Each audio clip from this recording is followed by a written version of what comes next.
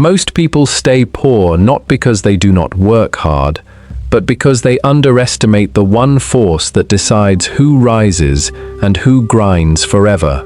They outwork the problem. They pick up the second job, the extra shift, the side hustle, and they wonder why the finish line keeps moving. The people who broke out understood one truth: the working world is built to keep from you. Effort is not rewarded. Leverage is. Muscle, money, machines. Every fortune ever built runs on one of them, and most of you have only ever been handed the weakest. Wealth does not obey effort. It obeys leverage. Effort is linear. 1 hour in, 1 hour paid, and when your hours run out, so does your income, no matter how hard the hour burned. Leverage is exponential. It multiplies whatever you put into it, while you sleep, while you eat, while you do nothing at all.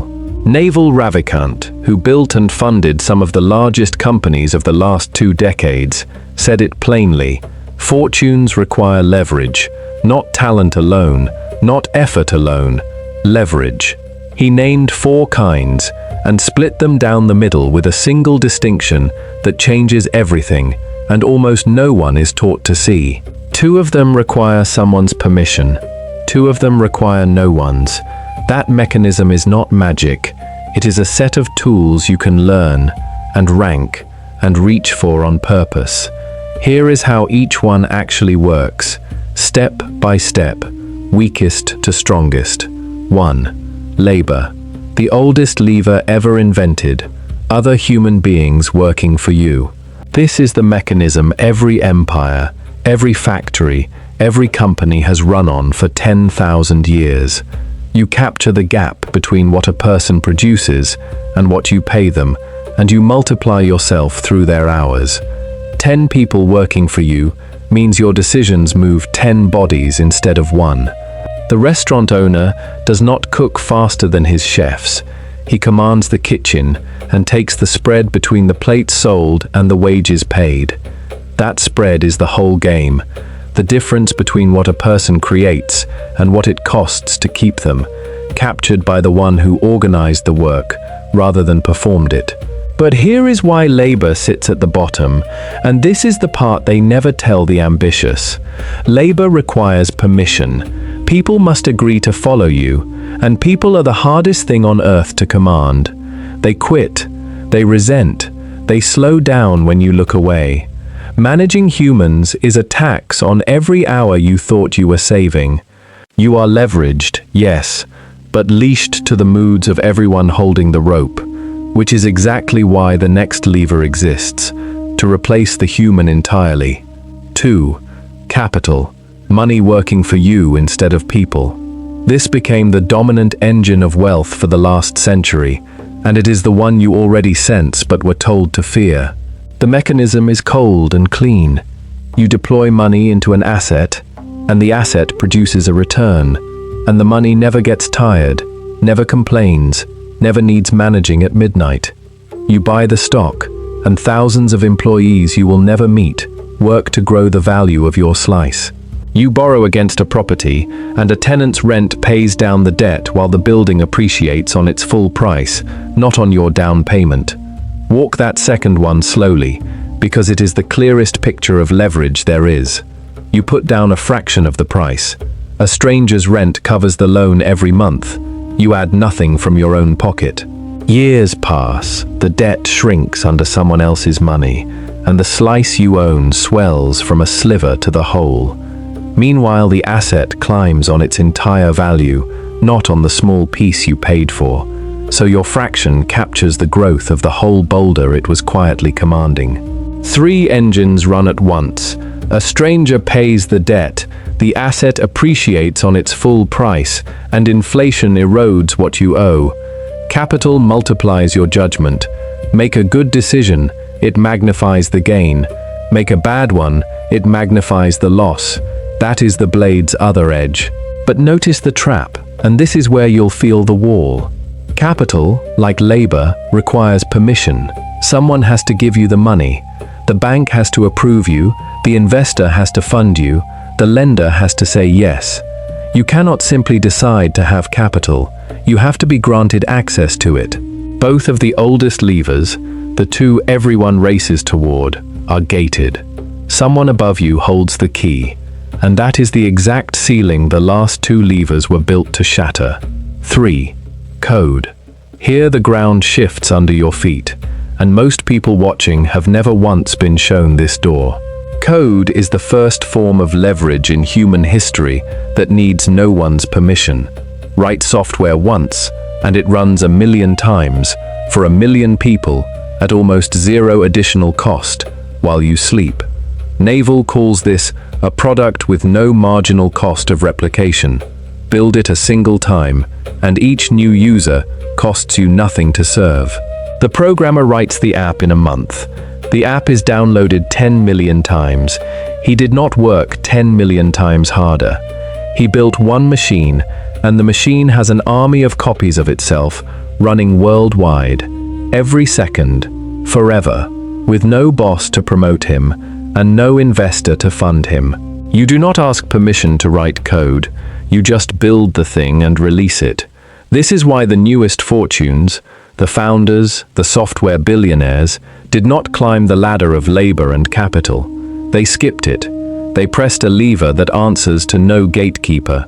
But code demands a specific skill most people never acquire, which is exactly why the fourth lever exists, the one open to absolutely everyone. 4. Media. The most democratic lever ever created, and the one in your hand right now, unused. Media is code's twin, a product that copies for free, but it requires no engineering at all. You record a video once, write an article once, publish a podcast once, and it reaches 10, then 10,000, then 100,000 people, working for you for years after the hour you made it. Naval himself is the proof. A single essay he wrote reached millions, and built his name without him working a second time for it. That is the mechanism. You detach your reach from your hours entirely. And like code, media is permissionless. No producer decides if you air. No publisher decides if you print. You do not need a yes from anyone. You simply make the thing and let it run. Sit with what that actually breaks. For all of human history, reach was gated. You had to be chosen by a network, a studio, a press, someone who owned the channel and took the economics and could silence you at will. That gate is gone. The same hour of effort that once vanished into a room of 100 people can now stand in front of 100,000, indefinitely, in a dozen countries while you sleep. And here is the part that should sting, because it is the lever you are closest to and least likely to use. You are watching one right now.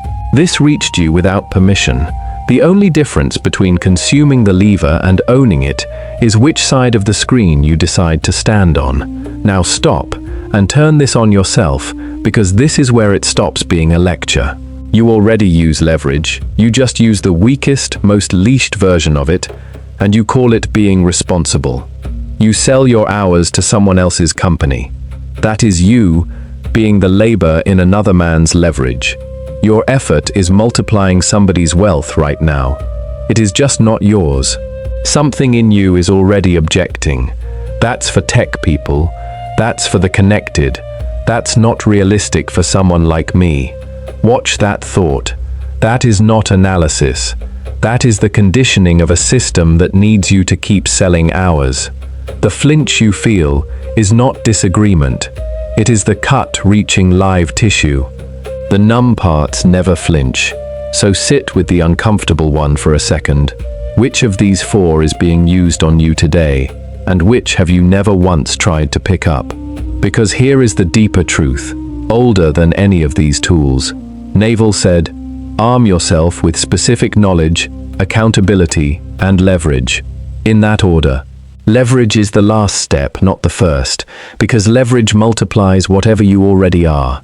Point it at a disciplined mind, and it builds an empire. Point it at a craving one, and it magnifies the hunger until it owns you. Seneca saw this 2,000 years before the first line of code was ever written. He wrote, "It is not the man who has too little, but the man who craves more, that is poor. Read it against these 4 levers, and it detonates. A man can wield labor, capital, code and media, command all 4, and still be poor, because the wanting underneath was never satisfied by the multiplying, it was only amplified by it.